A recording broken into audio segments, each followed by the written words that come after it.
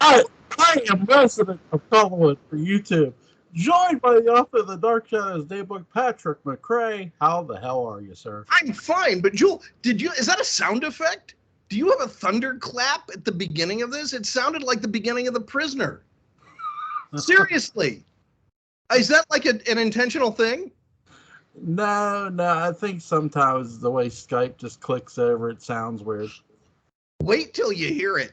It's impressive. Boom! I'm resident of Collinwood. Oh, Spice ad. I'm telling you.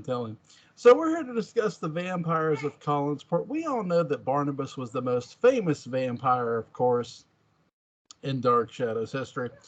So we'll start there. John Carlin, who's playing Willie Loomis, is hunting the family jewels, and he accidentally opens the family, the secret room, we'll say. Yeah. And opens the coffin, and the rest is history. But I did find this really one of the most interesting things I think about the early Barnabas years is Willie going. Jason is sort of looking over his shoulder, like, "Where's Willie? Where's Willie?" Because Elizabeth is riding his ass, thank God. And even when he gets him in the house, Jason, I give Dennis Patrick a lot of credit. He's like, "Nah, I don't want you to leave," because you get the sense from Jason he does not want to keep looking over his shoulder for Willie, which I love. Yeah. And I think this just builds for the Barnabas arc, really, the early years. Yeah, I would agree. What did you think of Willie having to go fetch some, whatever he was fetching, blood for Barnabas? When specifically? Well, there's a moment when Barnabas says go, and Willie's just like, yeah, and he does go. Yeah. Well, I mean, it's the master-servant relationship. It's Right. It's how it goes. I mean, anyone who's been in a relationship knows what I'm talking about. We've all been sent to fetch blood in the middle of the night at some point to keep the significant person in our lives happy. What to you is the most interesting aspect of the Willie Barnabas relationship? What is it for you? First of all, the most interesting, how far Willie, by the end of this, how far Willie comes as a person. Okay. And in reality, too, because to be fair to both, James Holland and John Carlin, Willie Loomis was not a nice person when he first came on. Like, he was, Yeah. For those who don't know what Dark Shadows, Willie Loomis was a thief and a womanizer. So, and you really, I did think Carolyn was going to plug him with Roger's revolver for a moment, but he goes through a lot. I mean, he undergoes this personality trait with Barnabas because he goes from being hard-edged Steve to like, oh, David, I'll walk you home. Like, who the hell is it? Are you Willie Loomis? And what have you done with him? But you get the sense of, okay, Willie was bad. And there are themes like this in movies too. Willie's bad, but Barnabas is worse. That's basically what they're giving off. At the beginning of the show. Right, at the beginning. Yeah. But well, and you have to make, the worse you make Willie, right, the more terrifying Barnabas is when he is the person that Willie is scared of. Yep. Right. But by the end of all of the Barnabas arc, when Willie comes back, he's engaged. He doesn't want to watch over, and Barnabas says no. If he wants to leave, let him go. And then Willie realizes, okay, you know what? I'll stay on my own accord. Willie chooses to stay, and right there lets you know. Judas Zachary stuff. Yeah. Because I'll tell you what, Willie Loomis is aggressive as hell. Well, I'm sorry. Are you talking about the Atom business or the Leviathan arc? I think it is. Does he? Yeah, he does do some stuff, but not nearly as much as you would hope. You would think he could really mix it up with Jeb and Bruno. Does he ever take them on in a fight? Does he ever beat up Bruno? I don't think he beats up Jeb.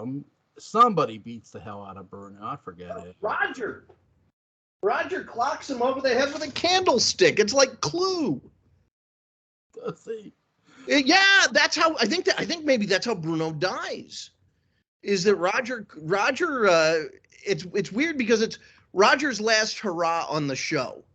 Roger is gone after that. We forget that, for the last year of the show, Roger Collins, primary time Roger Collins is no more, and he's not on the show at all. Why, I'm not quite sure, but he goes out literally swinging. He clubs, and no matter how much hair product Michael Stroka has, Roger is strong enough that he breaks right through it. It's like an Excalibur, when that one sword and Excalibur hit and they break, and then Bruno's hair breaks and they have to put it in the water and reheal it, and the Lady of the Lake rises with a new hairpiece for Michael Stroka. That never happened. But I think, his relationship with Barnabas by that time has come a long way. This isn't so much about master and servant anymore. I think Barnabas sees that, I can't keep doing this, not to just Willie, but to the people around me. Oh, yeah. Well, Willie has an intermediate phase also, which is, around the late Nicholas Blair time period, Quentin Collins time period, Haunting of Collinwood, where he's like this nervous, jittery housewife who's nagging Barnabas all the time. Oh, Barnabas, you shouldn't be doing that. It's like between Willie and Julia, Barnabas can't get anybody killed. He can't get anything done. They're always wringing their hands like the fussiest mama's boy in the South. I mean, it's hilarious. And Barnabas, just long suffering, puts up with it. Yeah. It's this complete inversion. Not only is it unclear who's master and who's servant, but it's not even master and servant. It's like this impatient parent, and that's Willie. It used to be the tide was turned because Barnabas would be the one who was impatient with him. I mean, there's moments in the early Barnabas years we see Willie on the ground with a black and blue face, and Barnabas is like, I don't think I heard you correctly, don't lie. Oh, sure. It's really, again, their relationship goes, and really. No, Willie. Continue. Willie, really. There's a moment where when he gets shot up by the Collinsport Police Department, the most accurate shots ever in anything. The anti-stormtroopers. Yeah, that's right. And Willie's laying in the hospital dying, and Barnabas tells Julia to go kill him. I mean, Julia just goes to do it, and luckily somebody walks in.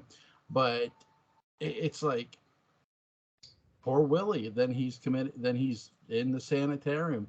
Then they let him out, and then Willie's sort of half crazy himself when he does get out of there. I mean, he tortures the hell out of Adam, and I love John Carlin's performance when he does this because it's really good. Yeah, and it that to me, what's really underrated about that arc with John Carlin is it lets John Carlin's Willie Loomis, his craziness is sort of causing Adam to behave the way he is in a lot of ways. And he's torturing him, with the buttons and the chicken and everything else. Yeah. So when you see like Adam just go off on him, it's get him. But Willie, it's a lot of that. The reason he's crazy is because of Barnabas. Sure. None of it, he just everything he's went through. I'm sorry, go ahead. No, do it to anyone. Right. And so again, there's a lot of things John Carlin's Willie Loomis goes through. It's amazing. Yeah. Yeah. I What agree. what did you think of the stages of Willie that we got? Um, it's one of the best progressions on the show. It feels very very natural. It feels very organic to the show. Um, I wish that there had been more John Carlin. You know, it's one of those things where he's brought on for a very specific purpose, and I feel like they don't really get as much out of it as they could. You know, he's brought on, and he's such a hit, and he has such good chemistry with Jonathan Frid that they have to keep him on, and they do give him an arc. But gosh darn it, I wish there were more. It feels like a relationship that ultimately is more central, or should I say centraler, to the series than it ultimately is. I, in my opinion, and I love making people mad with this. I really like Jim Fife's performance also.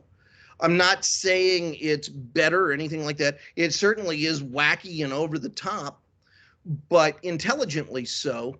And that's a slightly more vulnerable Willie. And I think it does a very good job, given how few episodes they have, at truly capturing, I think, the arc, maybe even better. But he's less of a hipster. You know, we forget that Willie was a cool guy.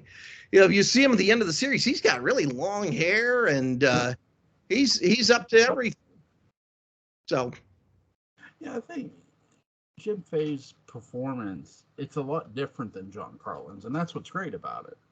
yeah. And simply because the revival, again, is only one season, so you're sort of having to have this sort of arc with Willie, in you know, because they're not going to have a second season.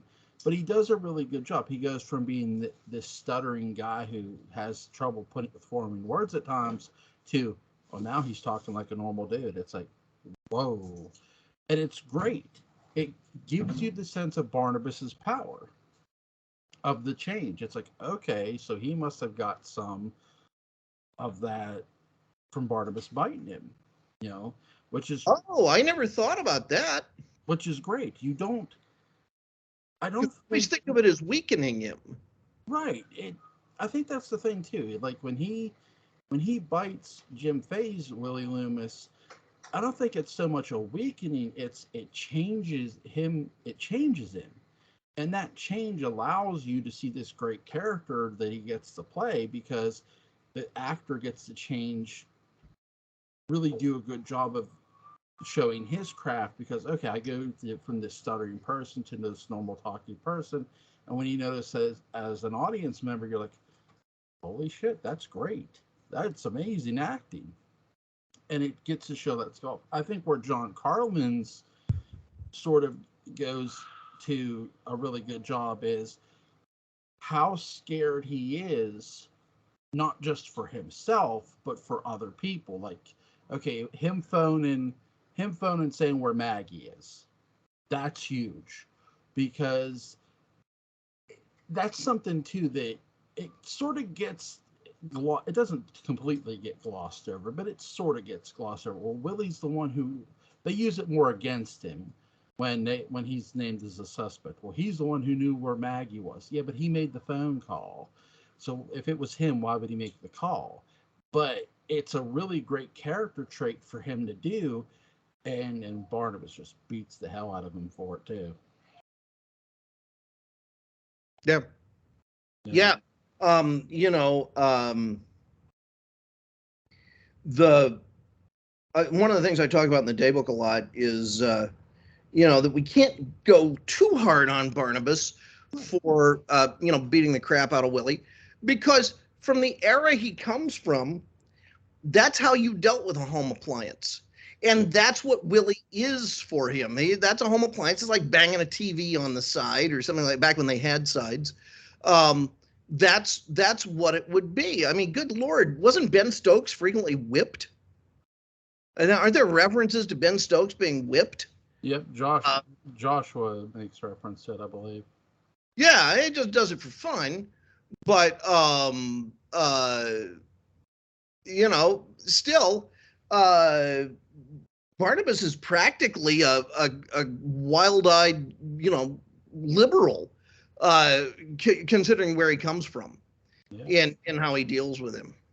Yeah, and I think too, Barnabas too knows what.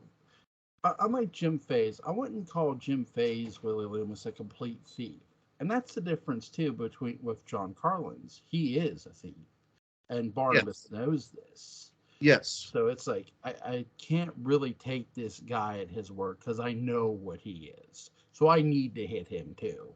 And that's sort of where you sort of feel for Barnes, like, okay, he can't trust him for a reason because he is a liar, he's a thief, which is great. There's that great. The writers did a really great job, or the writers and actors did a great job, sort of painting that picture of, we already knew Willie Loomis was a thief, so here's this vampire who, yes, has all these powers, but that doesn't mean he can trust the thief. He knows he can't trust him, so he hits him to remind him, hey, I'm the boss, which is great. It's, again, great job. But what did you think of Megan Todd as a vampire? Yeah, I was talking to Gordon the other night about the one of the most interesting aspects of Barnabas being his the fact that he is not dynastic, meaning there is no master vampire who converted him. And so it's really interesting to see someone like Megan Todd who does sort of have a master. And I like the character of Megan Todd a lot, largely because I think Marie Wallace is a dynamite actress. And while she has so much fun as Eve and as Crazy Jenny and so on and so forth, and while playing parts like that takes a lot of energy and a lot of inventiveness, it's not necessarily the biggest acting challenge. It's a creativity challenge. But Megan Todd, seeing her play someone really from the real world, who then becomes this very frightening vampire, and a quite alluring one also, is, I think, one of the more interesting entries on the show. What did you think of her? I like her, and this is the character that felt like it was going to stick around longer, because I think that's Marie Wallace always ended up playing characters like, it felt like no sooner they were introduced, they were killed off. And I'm not saying that's the case, but it felt that way, And for this, you meet Megan Todd, she's married, she's happily married. Then she gets roped in by the Leviathan, her and her husband, they get used. They did not ask to be used. So then she gets turned into a vampire. And it's like, okay, this character even became more interesting now. And she is interesting as a vampire. I felt she's one of the better female vampire. No offense to Laura Parker's Angelique. She's a good vampire. But she is a good vampire. She, I think largely is just enjoying the erotic thrill of, making Joe do whatever she wants, which is her way of sort of torturing the Josette avatar, I think.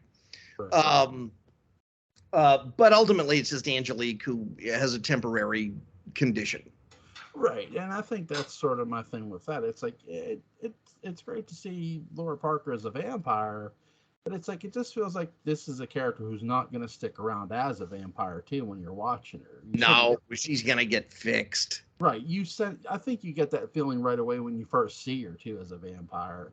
It's like this ain't gonna last, and then it really doesn't last all that terribly long. I think the best sort of inclination that comes out of that is Tom Jennings as a vampire. Like, he's terrifying.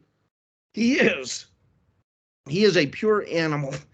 And there is an aspect to vampirism, I think, on Dark Shadows that's a little like whatever the formula is in Swamp Thing. At least Swamp Thing, the movie. You remember that movie, Swamp Thing? Mm-hmm. And remember how the formula kind of just makes you more of what you are already? Yeah, and here's the thing too: the formula. When you see when he gets set on fire, because I'm trying to remember the movie, I haven't seen it in years, and jumps into the water. Yeah, you're thinking, oh, is he really dead? Like, or did the formula help him? And then he's this creature. It's like, okay. But it made him. You realize that all of the plant life had to kind of swirl around him and heal him and become part of his body and so on. You kind of wonder what sort of godlike creature he would have been had he not been set on fire, because Alex Cable's a good guy.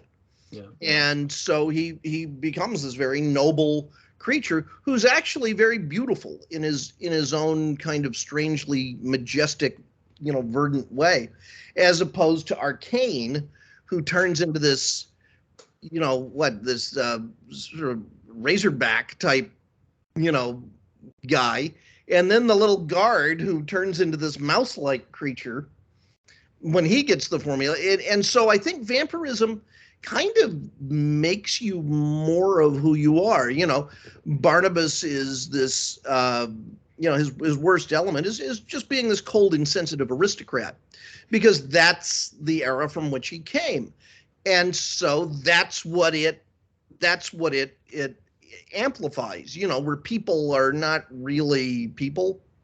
Because to the aristocracy of that period, that was really true. I mean, aristocrats counted, but this was a time period where the French, this is true, the French for entertainment would take, this is absolutely true, would take sacks of cats and put them on a pulley, on a rope, and lower them into fires to hear the sounds they would make. And they would laugh and laugh and laugh, thinking it was like cuckoo clocks that were breaking, and the weird sounds that they make, if you throw cuckoo clocks down the stairs, which, we've all done many times. But they had a completely different worldview. And that's where Barnabas finds himself, whereas you get a guy like, Tom Jennings, who is, his brother's the sophisticated one. He's the guy who had to go to trade school, living in his brother's shadow, I imagine. And, this brilliant architect. And, he's a regular Mike Brady. And so, there's probably a lot of aggression. He probably spends a lot of nights, at the Blue Whale, avoiding fights. He appears really nice and aw shucks with Nicholas Blair. But then look at what a take no prisoners badass he is. And then, look at, there's what I think is the in a horror sense, the best vampire in the series. I don't know if we want to get to that yet, because I still want to talk about Willie and Barnabas a little bit, but just to bookmark it, that's Dirk Wilkins. Yeah, it is. But go back to Willie and Barnabas. We'll get to Dirk. Yeah. So, just a question about Willie and Barnabas. What do you think Barnabas's opinion of Willie is? Do we really know? Does Barnabas think he's actually doing a good thing by helping this kid in this weird internship? Well, I think it's all how the internship. all internships have a beginning and an end, right? Sure. So now when you're entering somebody into this internship, as you just called it, and I love that because that's a beautiful way to put this. Think of how this internship started. Willie, who comes to Collinsport with Jason McGuire, who's A couple of sea tramps. right, blackmailing Elizabeth and all that, and then he comes up to the house. He gets a gun pointed at him. Then he gets kicked out of the house, and then he gets shown the portraits by David. That's where he sees Barnabas. That's, by the way, that's still James Hall that does that. By the way, it's the episode before John Carlin appears. God bless James Hall. Yep. He's great. And I think he would have been perfectly fine as Willie, in my opinion. I will burst into tears if I talk about John Carlin too much, as from my obituary for him. But I really would have enjoyed a parallel universe where James Hall played the part. It would have been interesting too. And so when he finally, lets the vampire out of the coffin, not knowing there was a vampire in the coffin, not knowing he was going to find a vampire really, here's this guy who's going into this internship with, well, I got my blood drank. I'm getting blood for this guy who needs blood. I'm getting cows. I'm getting women. I'm getting calves. I hope he knows the difference. Continue. Yeah. And here's a guy who looks like death warmed over when he walks into the Blue Whale. And then even when Burke Devlin, says, hey, and when Willie apologizes, Mitchell Ryan's face is like, you're sorry? Looked like he was going to have a stroke when he said that. It's great. And it's like, he tells McGuire, I think something's wrong with your friend there. Go look. Like, it's so great because this internship starts off with people actually being concerned for the person they wanted to see gone so badly. And Barnabas has already changed Willie to a degree because the things Barnabas is having Willie do is way worse than anything Willie could imagine himself doing.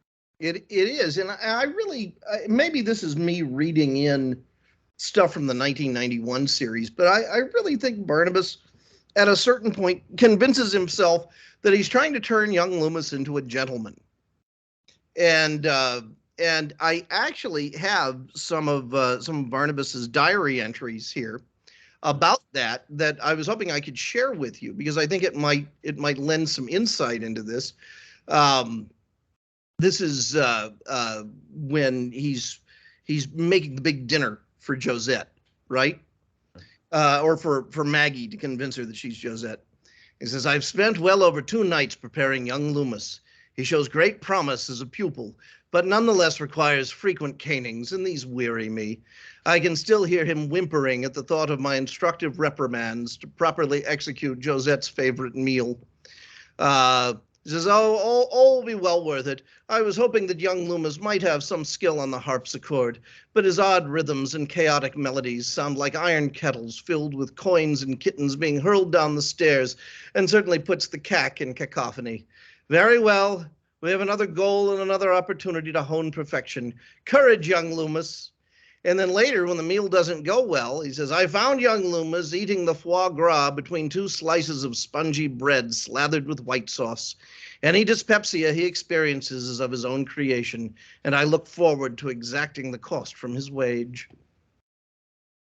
I like that. That's very good. It does sort of paint the image that he's trying to, turn Willie into a gentleman, or at least, a gentleman's servant or of some kind. I think with John Carlin's Willie, though, Barnabas wanted, how do I put this? He wanted absolute loyalty out of him. Sure. I mean, that's what he got from Ben Stokes. Right. And why wouldn't he get it from Willie? Ben Ben was somebody who was Barnabas's friend, who Barnabas taught how to write. And here's Willie Loomis, who's not as credible as a character as Ben is. It's all you've talked about class, right? Yeah. Okay, class. Though Ben is not on the same class level as Barnabas, Ben knows what class is. He is, and Ben Stokes is if we talk about nobility, right? Real nobility, Ben Stokes is the most noble character in all of 1795, and Ben is Barnabas's heart. Yeah. He is. Barnabas, it's interesting when you look at sort of these heroic arcs, because every hero is a reluctant hero, and if you follow kind of the Joseph Campbell hero with 1,000 faces thing, there's always a mentor, and Barnabas really doesn't have a mentor in vampirism or anything like that. But like Rick Deckard in Blade Runner, who learns his humanity by dealing with those who truly value it. Yeah. The mentor Barnabas has in Ben is a mentor in humanity, in real compassionate humanity, and the fact that he has to lose his life and become one of the living dead to learn the real value of human kindness is a marvelous irony. And that's what Ben Stokes does. And so there's part of me that thinks that maybe some of Barnabas's frustration with Willie is not so much that Willie constantly, screws up and betrays him, although there is a lot of that. It's that he is not the good man that Ben was. And as angry as he would get with Ben, you knew in his heart that Barnabas absolutely knew that Ben was right and that Ben was the superior man at his core. And to be put in a position where you're absolutely terrified, where you don't know where you are or what's going on, and thank God you have another manservant, and it's going to be another Ben Stokes, and instead he is this 20th century thug, sullen James Dean-esque thug. Barnabas wants someone, I think, who will lecture him a little bit on humanity and what it means to be good. And because he knows that he doesn't have it, and so he has to rely on these people to kind of bring it to him. He would never admit that completely, but I think that's what's going on. And so, I think that's part of his frustration with Willie. There's two characters that fit that mold, I think, if one gets killed off. And I think Matthew Morgan, well, Thayer David played him too, could have fit nicely. But another person, being a woman, would have been Mrs. Johnson. If Mrs. Johnson had found Barnabas? Yeah, if Mrs. Johnson had found Barnabas, she'd have been loyal. She'd have been loyal. What would that? She was loyal to Bill Malloy. Yeah. Now, I can't say what that would have looked like, because why would Mrs. Johnson be looking in the cemetery for anything? For booze. She's looking for booze. Let's face it, Miss Johnson's a boozer, and we all know it. Continue. She's looking for that late night liquor raid.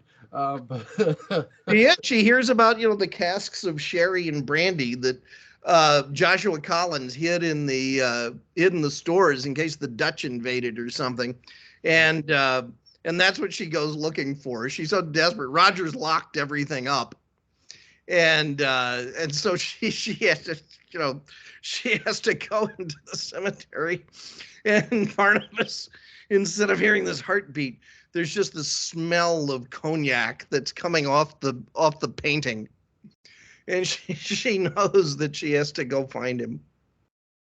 She's not looking for her Captain Morgan in the bar, that's for sure. But anyway, I think it'd have been interesting to have her be this person who opens the coffin, and she would have been loyal. But I think Willie does sort of bring the different. I think that's the great thing about Ben. You could sort of look at a Ben and look at a Willie and go, "Here's the difference. Here's the difference with someone who's really loyal and who's a friend, and here's somebody who's Willie Loomis, who wasn't right away, but became a friend." Yeah. I wonder if Julia ever talked to Willie, behind the scenes, about what Carolyn was like as an assistant, because technically, for the 2 or 3 episodes where she's not fuming with jealousy, Carolyn is his absolutely most reliable assistant. She is loyal. She is efficient. She does her job. She's just in love with yet another uncle figure, and that causes problems. And I kind of wonder if Julia took Willie aside and said, Willie, the last time we did this, you were a real screw up. And so Barnabas got someone who was effective. But the problem is that if Barnabas gets someone who's effective but is not a decent person, they're going to just amplify every negative quality he has and put him in really tremendous danger. So Willie, you really have to clean up your act so that we don't wind up with another Carolyn. You have to be as efficient as she was, and you have to be a good person. Yeah. It's a conversation I could see taking place, though we don't hear it. I mean, because by that point in time, no, they haven't gone back in parallel time yet. But Julia and Barnabas have been through a lot of stuff by the Leviathan arc. They've been through a lot of stuff. So I could see Julia pulling Willie aside and say, "Hey, you need to shape up here because we can't afford mistakes." Yeah. Sort of keep it simple. But I think do I love it do I love their relationship by the end? Yeah, because they seemingly have forged this friendship that's really great. And sorry, go ahead. No. Keep going. It's great to. All I was going to say, it was great to see that finally. It never really comes to completion the way I would like to see it. It has a lot of potential energy. And again, the storyline that I think should have been done and would have been done had the series continued and had Jonathan Frid been convinced to play Barnabas, or if they'd gotten somebody else to play Barnabas. But it's the story of what happens after 1841 parallel time. And I've talked about this here and there, but it's Barnabas, figuring out where Angelique is in the timeline and going back in time to save her, to get her, and that Willie would go with him. And at that point, they are in their own weird way equals. They each bring, Willie is he's not a manservant at that point. He's doing this like Julia in 1897. He's doing this because he's Barnabas's friend, and that's it. And God, that's where it really, I think, was headed, even if the writers didn't know it. And to see that buddy movie, of the two of them in 1870 or whatever, dealing with that, I think would have been just the ultimate. Because imagine, because at that point it's Willie in full. It is he's really come into his own. And imagine him dealing with a Trask. Right. Oh, Willie would just tear right through him. The great part is that Willie wouldn't care, and that Barnabas could let him not care and be the bad cop while he got to sit back and be good cop. Yeah. I think there would have been that moment too where Willie would have pulled a gun and said, "Listen, if you don't get out, I'll shoot you." Yeah. He doesn't. He just punched Trask. He doesn't care. Right? And that would have been great to see too. So let's talk about the vampire serial killer that is Dirk Wilkins, man. Uh, you know, easily the scariest of the vampires because he is the Joker of the series. Yes, he's absolutely batshit crazy, but he accomplishes everything he sets out to do. He is very effectively crazy. Yeah, he has a nutty series of schemes, and he's getting Rachel Drummond down there and then other people down in the basement, and he's kind of frightening them and toying with them. But then he follows through. Mm-hmm. And that capacity to follow through and yet still follow through with an absolutely crazy plan is just terrific. And Roger Davis just knocks it out of the park. He knocks that ball so far out of the park, they're catching it in Logansport. I think he's way better as a heel than he is a babyface. Honestly, I think Roger Davis excels as a babyface. I wish he would have played. I know he gets to play the painter, but this here was so good. Well, yeah, after Peter Bradford, Jeff Clark's a mess. He is. He's a good guy, but he's a mess. He's got all sorts of hostility issues, and of course, he almost gets his face cut off, and that'll do it to a man. But he's tortured by being ripped out of time and all these other things. So yeah, Jeff Clark, he gets to play some dark notes as Jeff. As Ned, he plays some dark notes. As Dirk, he certainly does. There's a lot of sort of sleazy darkness and corruption in Charles Delaware Tate. And then as the Robo Charles Delaware Tate, in which I love that whole Wild Wild West sequence when they get back. So I think when people look back at Roger Davis, they really focus mostly on Peter Bradford, but most of his screen time, honestly, is playing one shade or another of an SOB. He's great at it. And any actor will tell you that villains are a lot more fun to play than heroes. And I think Roger's, babyface, handsome quality lets him explore those dark notes because we're not expecting it from him. I think too, the fact that he gets, oh my God, he gets Judith to kill Rachel Drummond. I mean, it's one of the most gut-punching deaths in 1897, simply because of how sorry you felt for Rachel. And this girl did not ask for this, and the only reason she's there is because Barnabas gives a damn about her, because he knows Barnabas gives a damn about her, and he wants his Laura back. And I sort of jokingly said about this before in another podcast. Like, dude, just lay in a coffin and wait 100 years. She'll come back around. But it's true. It's true. Hang on, I have to make a concession to technology. Okay, good. Alexa, stop. Oh my God, this is going to go on all night. Anyway, continue. Can you hear it? No, what is it? Okay, now it's just like bells in my head, so don't worry about it. It's probably just the medication. Continue. No, but he wants her back. He doesn't know how the whole Phoenix thing works. They can't give him her back, and they can't.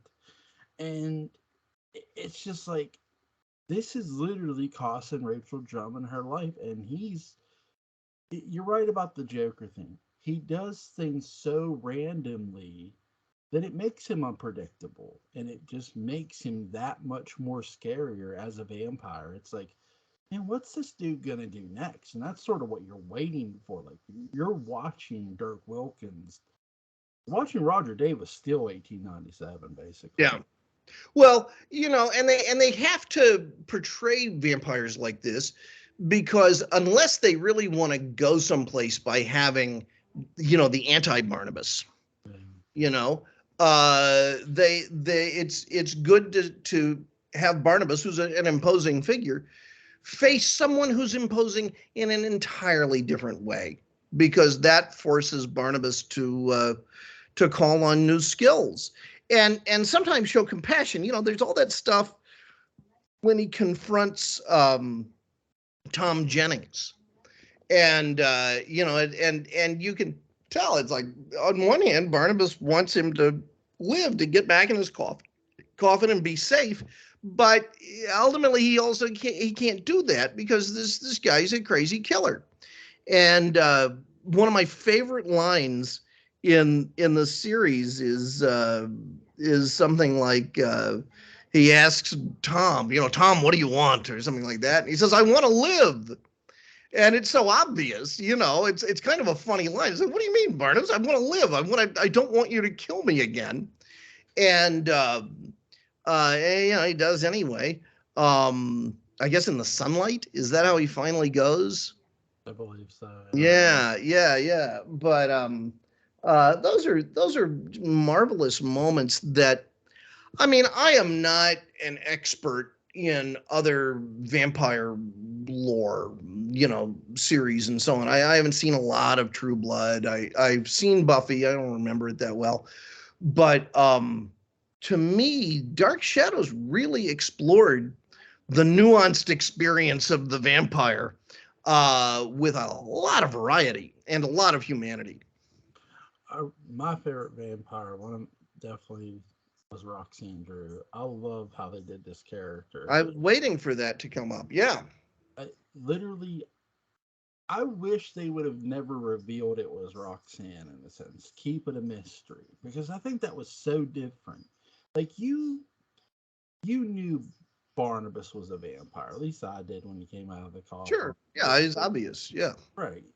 This was so well done and so well written and so well performed here. And I think really too, I love the Judah Zachary. They're hinting at a Judah Zachary connection. Something I touched upon it before.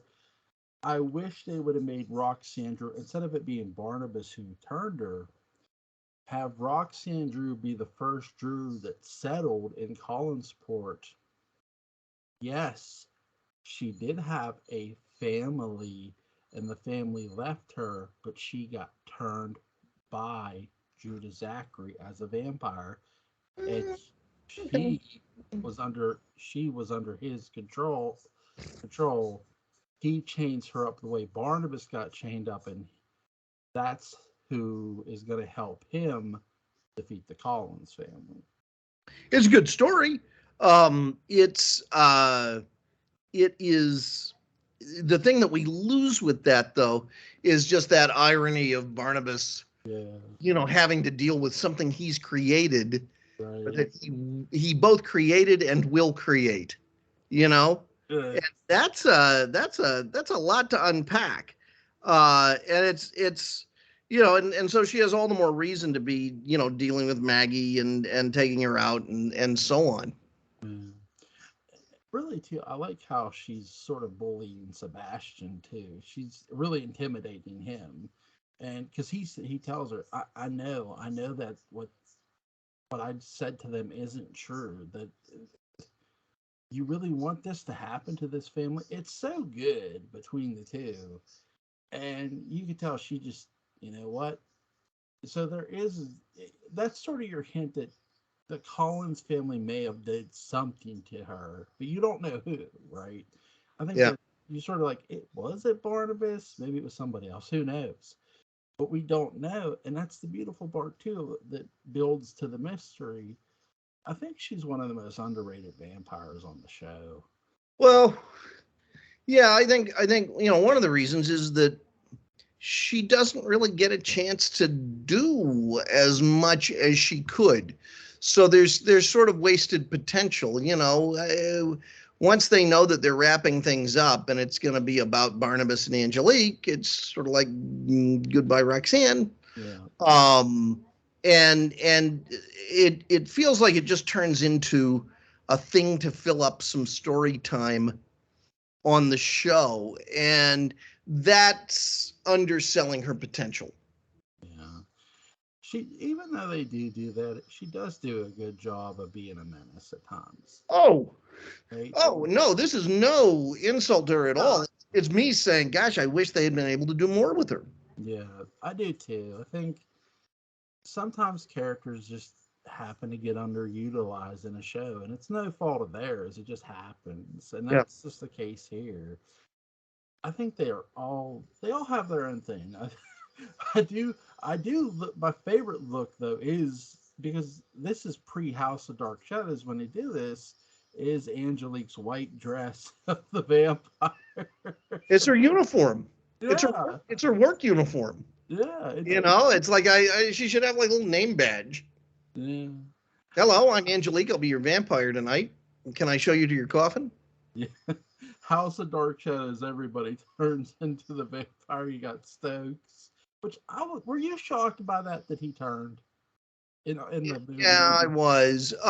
There is an interesting novelty to seeing everybody turn into a vampire in that thing. But I think it's honestly, Jewel, I think it's kind of cheap. I think that it's sort of a cheap thrill that they throw at the audience. And I really wish I've said this before. I really think House of Dark Shadows I would have made a different movie. And it is fascinating in a great big apocalyptic sense Right. to see this happen. But I remember, and I've talked about this before. I don't know if I talked about it here. Did I ever tell you about when I saw House of Dark Shadows first time? You may have, but I forget. I saw it in a movie theater, and I saw it only about 10 years after it was made. And so it was remote, but it wasn't that remote. And the audience, we didn't live in a world of VHS at that time. So the last time most of the audience had seen it was on the big screen. Maybe they caught it on TV, but that was even really cable was in kind of its infancy. So you had to rely on local affiliates. So you had an audience that was expecting this great big Dark Shadows movie, and everyone was depressed walking out of the theater because all these characters they loved just got kind of and Stokes among them because yes, Thayer David makes a terrifying vampire, Yes. but I love Professor Stokes and I want to see him live and I want to see him be there with Jeff Clark and so it's fun, but I feel guilty. It is fun. It's a fun movie. I just think that the biggest issue is Roger Davis' performance is good, but there's times his character is too easily deceived by Barnabas. Like there's a moment at a party where he watches Barnabas make the moves on his girlfriend, and then yet Barnabas gives him a job. It's like I just wanted to see Roger Davis's character like get in Barnabas's face and say, "I know you're trying to make moves on my girl," and that would have been interesting because it's like, what's he gonna do now? Is he gonna kill him? Won't he look suspicious? Well, they didn't have time for it. I know. And I'm not saying that you're wrong. I'm saying that they should have made the time. That's a movie where, and I know it's heresy because so many people love that movie, and I feel bad saying negative things about it because I don't like saying negative things about anything associated with Dark Shadows. But I say negative things about House of Dark Shadows in defense of Dark Shadows. Right.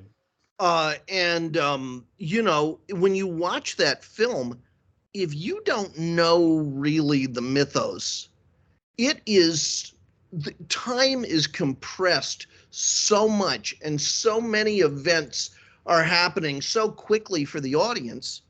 They're just, it's like just pick one thing and develop that. And I feel like it's just, God, there's so much going on. And that moment with Jeff Clark, I think, would have elevated the movie tremendously. But they had to get in every, greatest hit plot element they possibly could. I mean, I love Carolyn's death. That to me was like, oh my God, they killed Carolyn. Yeah. That's great. That's good stuff. All of that stuff with staking her, and that's a sacrifice I can deal with. Right. But leave it at that. Take out one major franchise character, so no one is safe. But then it just becomes that movie. Talk about a serial killer. They have the serial killers, Sam Hall and Gordon Russell. They're taking out everybody in Collinsport. And that's the thing too. She's a big enough character where you could have got away with just killing her and left it at that. And it's responsible, I think, for some of the movie's best moments. The moment in that movie that works the best for me is that joyless wake, that dinner that they're having, and David comes in and he's ranting and raving, and you see Roger, and it's Louis Edmonds' scene. You see Roger start out being Roger, and it's like, I don't have time for that. What do you do? Stop it, kid. And he ends up hugging him and being, as I recall, and being very concerned about his son and having this great display of love. That's where that movie works. Yep. And it works in that same scene where David's like, come here. He tells David Collins to come here. And that whole scene is great because it brings the reality of the terror, and it's great. But is there anything you want to say about the daybook? Sure. Yeah, I got two good pieces of news about the daybook. I hinted at it a little bit tonight on Twitter, because I have to go in and fix a few things, which you can do with Kindle. But today I fixed a long burning problem for the book's first anniversary. I went in and used some new software that Amazon has provided, and I put in a table of contents. And for the daybook, I think that's really important because you can read that thing in any order you want, backwards, forwards, Franciscan, Dominican, it doesn't matter. And but to just sort of go through it as one thing and not be able to jump around with this great table of content. Now with the table of contents, I know, like, I'm last guy to the party, but yeah, you just, 1897, boop, and there you are. And so I think it's a much richer reading experience. And the great thing is that anyone who's bought the daybook on Kindle, it's just automatically going to update. They don't have to buy anything new. It's just the next time their Kindle syncs, it will magically be a much more readable, accessible daybook. The other thing that somewhere around here, where did I put the darn? Oh yeah, here it is. It's right in front of me. With a cover that will be probably unreadable, but it is the I guess the first kind of, I don't know, semi-galley proof of let's see, there we go. You can see it with Dark Shadows Daybook Unchained. That's my own sort of pseudo Wallace cover that I'm sure will be much better with whatever Wallace does. But yeah, it's the whole thing. It's the second book. I've now had two people read the book, and they have responded unbelievably positively. Gordon and I talked about it for an hour or so the other night, and there are just a few little structural things that we're going to move around. But I've included a lot of little extras here and there, but it's structured a little differently than the first day book. It's I hope, although it is a series of daybook essays, it's not the same wine in a new bottle.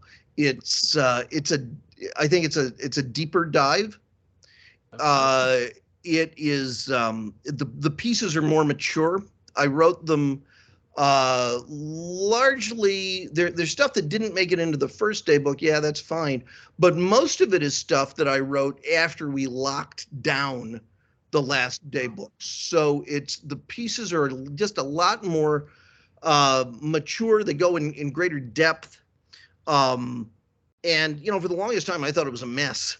I didn't really know what I was dealing with, and I had a really fine reader, the man who is Roger Collins, role play, who's really a brilliant attorney. He read it, and he was unbelievably positive and generous about it. So I printed it up. And that's one of my ways of proofing it. So it's in kind of final proofing right now. In November, I think Wallace will start to make it pretty and put artwork in it and put his own spin on it, which I can't wait for. Cool. And I don't know when it'll be out. Ultimately, I would love for it to be out in time for Wonderfest in early summer, because that's up in Louisville, and it'd be nice to get a table there and sell some. But we will see. It's got a lot of cool stuff in it. It's got a big chunk at the very end about the 1991 series as kind of an extra. It's got stuff about Christmas Carol. And it has memorial pieces, because we've lost a lot of people since the first day book was locked down. So it has a number of memorial pieces, but they are inserted in a way and they're treated in a way that I think don't bring the book down. It's not like, oh, and here's the death section. It's not that. I have a suggestion for you, Patrick. You, Ansel Farage, and Catherine Lee Scott do a video audio tour of where the original locations for the series, like the Seaview, the Blue Whale, and you guys do it as a video. That would be cool. I'm down for it. I'd have a ball. That's my suggestion to the three of you guys. To the three of you. You don't have to sell me on it. I think the three of you should get together, and that would be fun. I'd watch that. I would be thrilled to do that. I was, she did that tour of Essex, Connecticut, I guess about a year or so ago. And I wasn't able to go, and I really, really, really wanted to. I think that would be so cool to see the three of you do that. I'd watch that. I'd buy that on Blu-ray. Let's just put it that way. Well, the real pleasure of that, I think, would be the fact that, I'm a world-class knucklehead. Ansel can be pulled to the dark side, I believe. And Catherine is, or Miss Scott, she is one of, this is, I think, maybe one of the best kept secrets about Dark Shadows. She's one of the funniest human beings I've ever met. She is, it's one-liners, it's observational, it's really witty, but my God, to give her the chance where she could riff and be both classy and very funny. My God, she's hilarious. Kathleen Lee Scott one-liner. I was watching this thing about John Milius. You know who John Milius was? No.